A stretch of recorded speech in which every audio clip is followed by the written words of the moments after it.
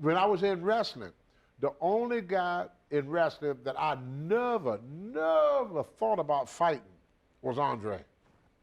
I couldn't figure out what can I do if he come at me. I wrestled him in Japan. I drop kicked him, and it was like hitting a big bouncy ball or something. Andre was here. I drop kicked him. It was like this. I bounced off. I went right through the freaking rope. The Japanese, they normally don't applaud. They applaud. They thought it was part of the show. It wasn't. I drop kicked him, and I hit him and sprung off like this. I sprung off. He didn't move an inch. Well, not one freaking inch. And he turned, look at me. What you do that for? I said, I won't do it again.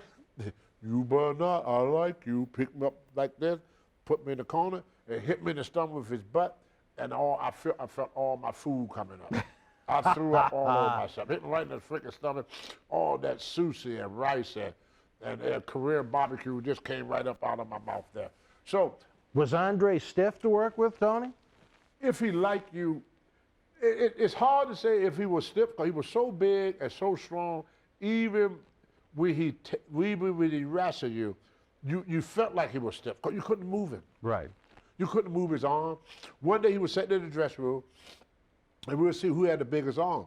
So it was me and Jesse the Body Ventura, who later became the governor of Minnesota, but this before he became governor. Jesse's arms were like 20 inches. Man's was, at that time, was 22.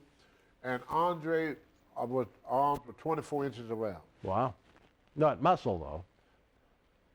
Not fat either. Yeah. He was just, that's how big it is. He didn't flex.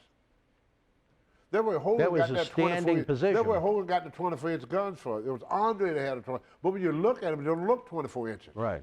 Because when you put 24-inch arm on that massive body, they look like, they look small. Yeah. When you look at pictures, you think his arm was small. Well, he had a waist. I tried to bear hug him. You can't get your arms around him. When he walked, the ground trembled underneath him.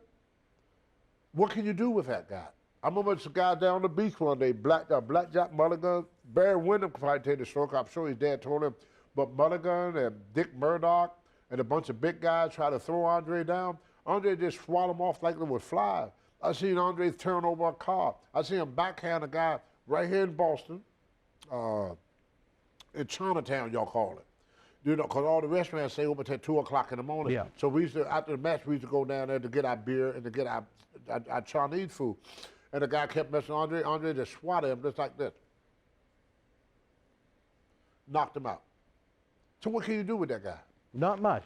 Not nothing at all. So he was one of the guys that I said to myself, I would never fight. Now, the Big Show, when I was with WWE back in 2008, not now, 2008, the only guy in the WWE at that time that if I got into a fight with that I would not fight was Mark Henry. Because you remember the Wolfman.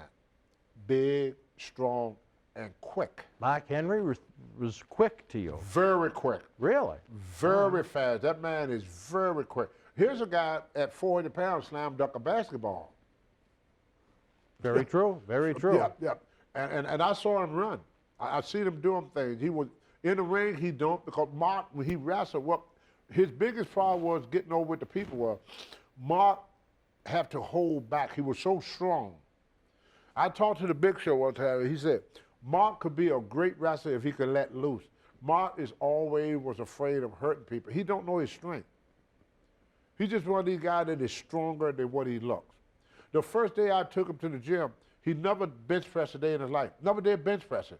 And my job was to train him, because Vince wanted, he was 430 pounds. Vince wanted to get down to about 350. So they brought me in, and me and him were supposed to travel together. We were supposed to work out together. So I got him up every morning. And I said, Mark, because he was an Olympic lifter. Olympic lifter, you put weights over your head. Powerlifting is bench pressing and bodybuilding. Mark didn't do that. He was an Olympic lifter. So I said, Mark, we're going to do some bench pressing. He said, okay. I put 135 on. I said, just follow me, Mark. So we go to 135. Mark Henry sitting there playing on his phone. I said, you want to warm up, Mark? Told him to stop messing with me. Put some weight on that. I put another, go to 225. Mark, here you go.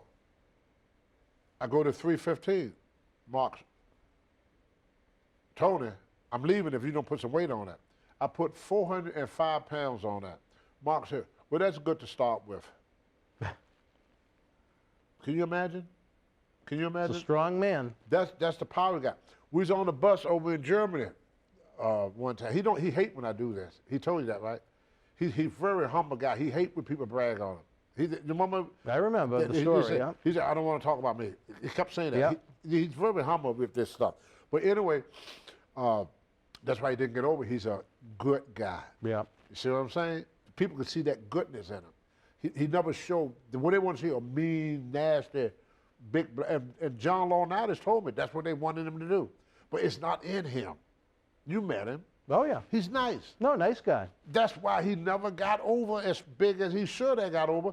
People don't like a nice guy. They want to see a big, bad, rubber, kind of like a more like a Bad News Brown or Ron Summers. See, if he had Ron Summers' personality, he'd been worth $1 million with his strength and size. Or Ron Summers' personality or JYD personality. You know, but he didn't have that. He's a nice guy. Yeah. And people, it shows through. But anyway.